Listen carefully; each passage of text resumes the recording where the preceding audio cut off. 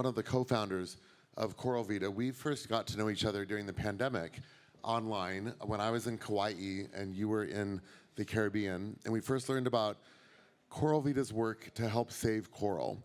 And you and I have been in touch ever since, and I've seen you at many locations around the world fighting the good fight for coral. We really called this session the Coral Emergency because there has been an unprecedented change in the status of coral over just the last 12 months. And I would love it if you could give us an update on coral and an update on your work at Coral Vita. Thanks. Well, it's a pleasure to be here. Thank you for creating this incredible space, this community, to follow that last panel and dialogue is truly an honor. I'll start by saying I have a job that shouldn't exist. So Coral Vita is a for-profit coral reef restoration company. So that we live in a time where not only do we need to regrow coral reefs because they are dying in front of our eyes, but that they are doing so at a pace and in a system that requires us to create businesses around it is fairly absurd. But it's also completely necessary, and that's why Coral Vita exists, and that's why there's so many practitioners around the world doing coral restoration work. I'll also be the first one to say that the best thing to do is not to hire Coral Vita or to engage in restoration. It is to stop killing coral reefs, which is why we need our leaders in places like Davos, in finance, in government, in the media, in industry, to solve for pollution, overfishing, climate change. Because for those who aren't familiar, in the past several decades, we've lost half of the world's coral reefs. And by 2050, we're on track to lose over 90%. So within an average human lifespan, we are witnessing, not just could witness, we are witnessing what would be the first collapse of an entire ecosystem on this planet in the age of humanity. So 90% by 2050, but unfortunately, some of the recent research from the last couple of years show that that actually may be greatly accelerated, given the die-offs that have happened. Can you just walk us through what's happened in the last 12 months on corals? Yeah, and just to underscore the acceleration, so my co-founder Gator and I started Coral Vita in grad school with a $1,000 grant over a decade ago. And when we started, 30% of the world's reefs had died since the 70s, and 75% were on track to die by 2050. Then it was 90% by 2050 and over half dead. And now we are seeing near record temperatures in back-to-back years in the ocean, whether it's in the Caribbean, whether it's in the Arabian Gulf, all around the world. And in Florida, which used to have, in the Keys, it was one of the largest coral reef systems in the world, not only is over 95% already dead, but they declared ecologically two of the primary species, staghorn and elkhorn corals, are effectively extinct. That's crazy. And these used to be almost like forests of these corals, and there are very few left. And so this isn't just an ecological tragedy. It is, because again, there's a quarter of all life in the ocean depends on this one ecosystem. But there's also 1 billion people around the world in 100 countries that depend on coral reefs to feed their families, to pay the bills. And then, again, a big theme here at Davos has been the value of nature.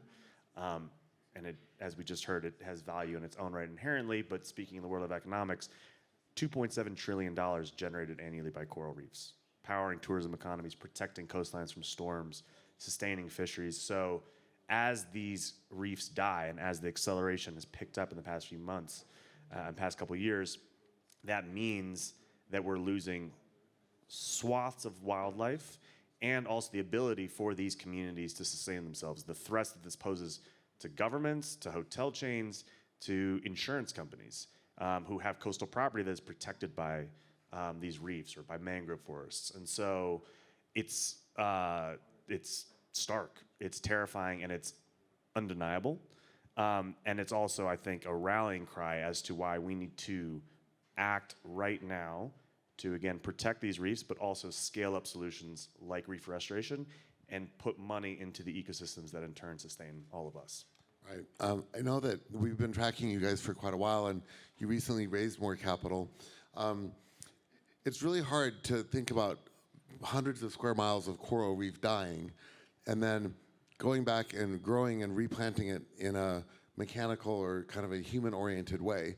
But it's kind of all we have right now. And thank God for that, right? So can you tell us a little bit about the process for how Coral Vita does coral restoration? So our focus is setting up land-based aquaculture parks. So instead of a fish farm on land, it's a coral farm. We combine open source science with proprietary technology, where we are able to accelerate coral growth rates, grow corals in months and years instead of decades and centuries. Growing them on land also gives us the ability to control the conditions that exist, the temperature, the salinity, and the analogy we like to give is we can give corals the spa treatment, or we can take them to the gym. So we can make it the way they like it to grow fast or to reproduce, or we can mimic future ocean temperatures. We can stress harden the corals, identify which genotypes are naturally more resilient, crossbreed those together. And then 6, 12, 24 months of growth, we'll go back out and go down and basically plant the corals in and do their thing. So again, analogy is instead of planting trees for reforestation, is planting corals for reef restoration. We then are integrating this technology suite we've developed called Brain Coral, which is a AI camera-based tool that lets us basically rapidly collect and analyze key data flow throughout the whole process, so we know from when we collected them to when they were cut up and fragmented, which ones are growing faster or more resilient, so we can basically have this ledger and track everything and manage the systems. And then, as we're doing all the science, as we're doing all the work, doing this again as a business. So you sort of teased it a second ago, we last year raised our Series A investment round. It's the first ever for a coral restoration company. We're raising another round again here and looking at how we can accelerate this.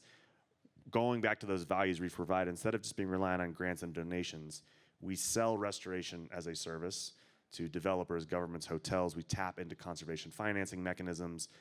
Nature positive brands that are looking to fund ecosystem impact can hire us to restore the work. We license that technology out, and then we also relocate corals out of impact zones, because the thesis is that if we can actually generate revenue, as opposed to, again, the traditional approach, and it's not a knock on the NGOs or the researchers, we work with many of them and we're friends with many of them and we support their work. We need both, but also like it's a fundamentally limited system. And so in our world, particularly in places like Davos, by demonstrating revenue generation, that means we actually can fund more impact. So we're working in the Bahamas, Saudi Arabia, Dubai. We're opening up a farm in Florida this year and really trying to catalyze this restoration economy, almost treating, again, and this is coming as someone who's been a diver since I was a kid, first saw a coral reef when I was 6. You don't need to sell me on the wonder, but we need to sell others on the value, treating coral reefs as basically ecological infrastructure so that we can fund the impact we need to keep them alive for the future and navigate this crisis. So when you really dive into the coral emergency, it is, as you mentioned, a kind of polycrisis about sea temperature rise, because the warmer the water, the more likely that the coral will bleach and die. Pollution, over like kind of exposure to humans in a way, and other factors. What would you say is, I know that the prognosis is kind of grim, but what would you say is our best hope of being able to save corals at large? Our best hope is still to deal with those threats. It's like we need to stop deforestation and scale reforestation. We need to deal with rising temperatures, climate, pollution, overfishing, first and foremost, and at the same time, simultaneously, scale up restoration efforts around the world, fund nature, fund the communities that are on the front lines that are relying on these reefs the most, that know them the most, that can do the work to regenerate them. And I think good storytelling also matters the most. I mean,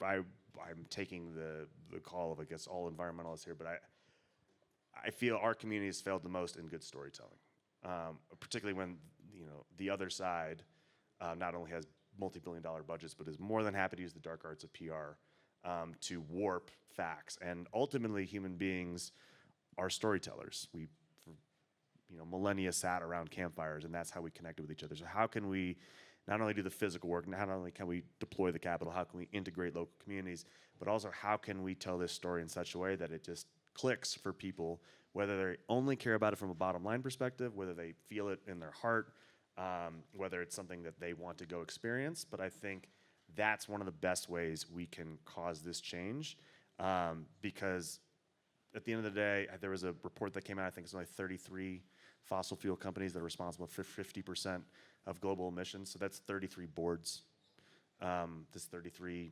CEOs. It doesn't require everyone in the world to change, but at the same time, if we can connect with so many more people and call on our leaders to do this, and hopefully bring those people out to the reefs to see this experience themselves, to realize that their bottom lines actually in the end are going to be impacted by it, I think that can do a tremendous amount of good for this world. Yeah, I mean, I do want to double click a little bit on the concept of sea level, sea temperature rise and coral bleaching. We've seen incredible bleaching events recently in the Great Barrier Reef, across the south coast of Australia. You mentioned the Florida Keys. Even if we cut carbon emissions today, the lag is up to 30 years on carbon sequestration related to ocean temperature rise. I'm just wondering, do you see a path backward for stopping or slowing the rise of ocean sea level temperatures? Or is that a done deal? And if it is a done deal, how likely is it that we will even have corals, regardless of what you're doing, with the exception, I suppose, of hardening so that we find corals that can survive in warmer waters? Well, I think it's important that I lead by saying I'm not a marine scientist. I study political science, so I'm not going to give you an informed take on sea temperatures.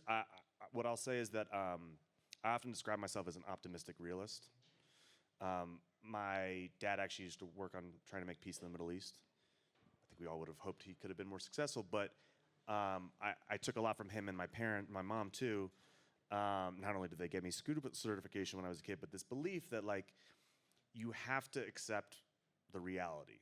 Like you can't work on making peace if you're just purely an idealist, because that will blow up in your face. You have to accept the tensions, the histories, the hurt, the illogic of things, but also you can't be a cynic, because how can you possibly make peace if you don't believe change is possible? And so looking at what we face with coral reefs and so much else in the ocean, it's bleak, it's grim, and accepting that every 1/10 of a degree that can be averted, every resilient coral that can be planted, every whale that is protected, every little action counts. And the cost of inaction is much higher than the cost of acting today. So I do believe we will have a world that still has thriving and surviving coral reefs in generations to come. And at the end of the day, it might be just that. You know, the adage about you plant a tree for the shade of, your grandkids. There's going to be a lot of coral reefs that disappear before we start seeing that recovery. But if we can do this work now, if we can work with, Sylvia Earle and Hope Spots, and if we can work with big financial institutions, if we can work with local communities, and we can seed these reefs at scale so that as we get our shit together and slow down temperature rise and start reversing it, then those corals in generations will start coming back for their own sake, and then for all of us that rely on them.